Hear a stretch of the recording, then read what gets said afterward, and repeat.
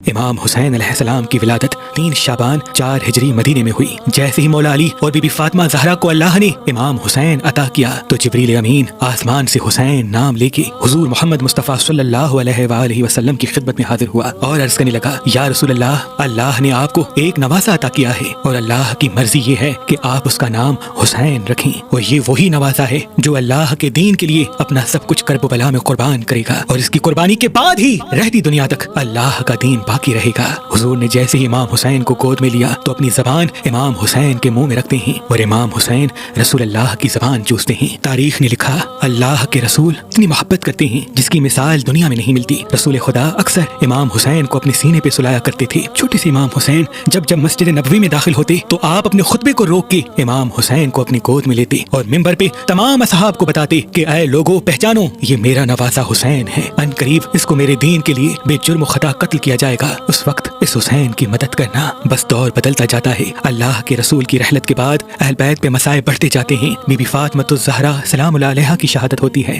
امام علی کو مسجد کوفہ میں شہید کیا جاتا ہے، امام حسن کو بھی زہر دیا جاتا ہے، اور جب سن 60 ہجری کا سورج طلوع ہوتا ہے تو یزید پوری دنیا کے سامنے اللہ کے دین اسلام کا انکار کرتا ہے، وہ قرآن کی توہین کرتا ہے اور یہ کہتا ہے کہ میں محمد بن عبداللہ کے دین کو نہیں مانتا، اور اس وقت وہ دنیا کا سب سے بڑا بادشاہ ہوتا ہے جس کی حکومت 3 بر اعظم پہ پھیلی ہوتی ہے۔ پوری دنیا ظالم بادشاہ کے ظلم کی وجہ سے خاموش رہ جاتی ہے۔ اتنے میں امام حسین علیہ السلام مدینے سے یہ آواز دیتے ہیں کہ اے یزید، تو جھوٹا ہے، میرا نانا حضرت محمد مصطفیٰ صلی اللہ علیہ وآلہ وسلم اللہ کا رسول ہے اور قرآن اللہ کی کتاب ہے، اور اگر اس بات کو بتانے کے لیے مجھے قربان بھی ہونا پڑے تو میں پیچھے نہیں ہٹوں گا۔ بس یزید یہ حکم نافذ کرتا ہے کہ امام حسین کو مدینے میں شہید کیا جائے۔ امام حسین نہیں چاہتے کہ ان کا خون ناحق اپنے نانا کے مقدس شہر میں بہے۔ آپ مکے کی طرف ہجرت کرتے ہیں اور اللہ کے گھر کی پناہ میں جا کے مقیم ہوتے ہیں اور حج کے فرائض انجام دیتے ہیں۔ یزید کی یہ سوچ تھی کہ امام حسین اور ان کے ساتھیوں کو طواف کعبہ کے بیچ میں ہی قتل کریں گے، اس میں ایک تو امام حسین بھی قتل ہو جائے گا اور دوسرا اللہ کے گھر کی بھی بے حرمتی ہوگی۔ امام حسین کو جیسے ہی اس بات کا علم ہوا تو آپ نہیں چاہتے کہ ان کا خون ناحق اللہ کے گھر میں بہے، اور اتنے میں آپ کے پاس کوفے سے ہزاروں خطوط بھی آتے رہے کہ اے نواسہ رسول، ہم بھی رسول اللہ کے دین کی بقا کے لیے یزید پہ لعنت کرتے ہیں لیکن یزید کے ظلم کی وجہ سے مجبور ہیں، آپ جلد کوفے آ جائیے اور اپنے نانا کے دین کو بچانے کے لیے ہماری مدد کیجیے۔ ان خطوط میں یہاں تک لکھا تھا کہ اے حسین، اگر آج آپ ہمارے پاس نہیں آئیں گے تو روز محشر ہم آپ کے نانا سے آپ کی شکایت کریں گے کہ دین مٹتا رہا اور امام حسین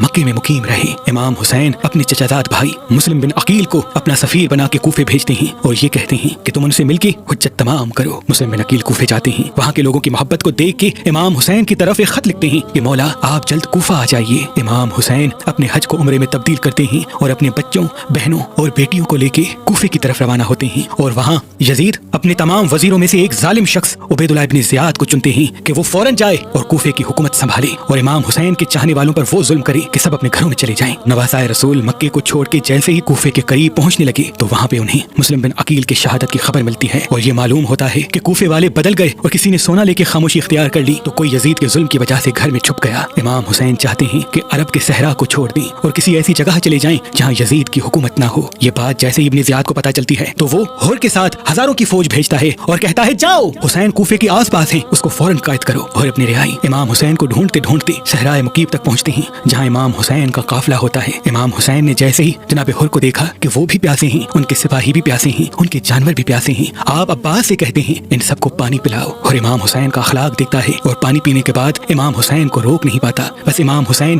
نہر فرات کے کنارے سے چلتے رہتے ہیں۔ یہ بات جب ابن زیاد کو پتہ چلتی ہے کہ حر تو امام حسین کے ساتھ نرمی کر رہا ہے تو وہ عمر بن سعد کے ساتھ 18,000 کا لشکر بھیجتا ہے کہ حسین کو فوراً روکو۔ بس چلتے چلتے امام حسین کا قافلہ کربلا سے گزرتا ہے اور وہاں امام حسین کا گھوڑا رک جاتا ہے۔ امام حسین جیسے ہی معلوم کرتے ہیں کہ زمین کو کیا کہتے ہیں، الگ الگ نام امام حسین کو بتائے جاتے ہیں، کوئی نینوا کہتا ہے، کوئی ماریا کہتا ہے اور کوئی بوڑھا شخص آ کے کہتا ہے یہ کرب کی زمین ہے اور اسے کربلا کہتے ہیں۔ امام حسین گھوڑے سے اترتے ہیں، سجدہ شکر کرتے ہیں اور عباس سے کہتے ہیں عباس خیمے لگاؤ، ہمیں یہی امتحان دینا ہے۔ 2 محرم 61 ہجری کو امام حسین کربلا پہنچتے ہیں اور یزید کے سپاہی امام حسین کے خیمے دریا سے دور لگواتے ہیں تاکہ جب ہمیں حسین کا پانی بند کرنا پڑے ہم بند کر سکیں۔ امام حسین صبر کرتے ہیں اور اپنے خیمے نہر فرات سے دور لگواتے ہیں۔ بس 7 محرم کو امام حسین اور ان کے بچوں کا پانی بند کر دیا جاتا ہے۔ خیمے میں تمام بچے پیاسے ہوتے ہیں اور وہاں فوج یزید دن بدن بڑھتی جاتی ہے۔ کبھی 25,000 کا لشکر فوج میں شامل ہوتا ہے، کبھی 15,000 کا لشکر فوج میں جمع ہوتا ہے۔ امام حسین کے بچے دیکھتے رہتے ہیں کہ چاروں طرف سے ان کو گھیرا جا چکا ہے۔ یزید کی فوج یہ چاہتی تھی کہ 9 محرم کو امام حسین کو قتل کیا جائے۔ امام حسین